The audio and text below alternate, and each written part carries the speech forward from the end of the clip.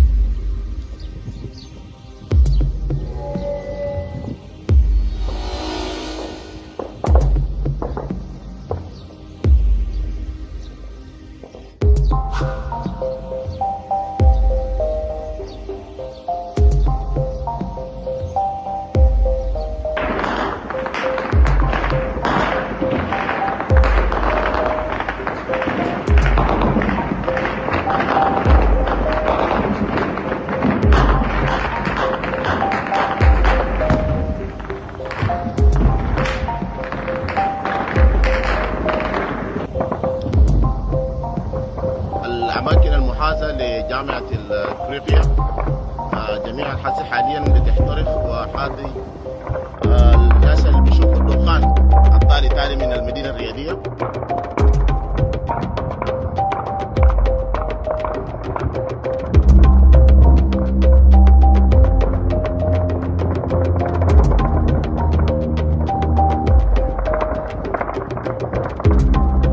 نتمنى السلامة لجميع المواطنين السودانيين.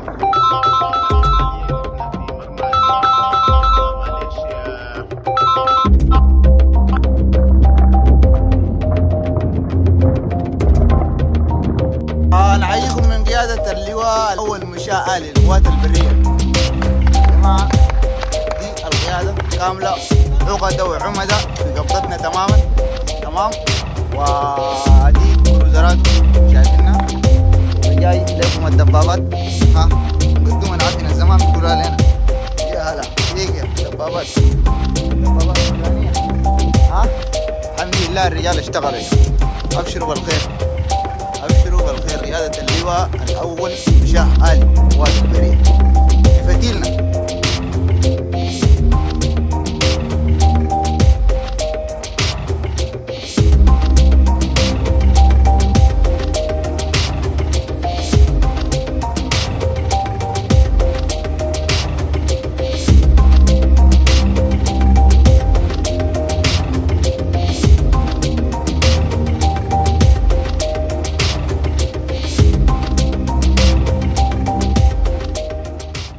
Terima kasih sudah nonton.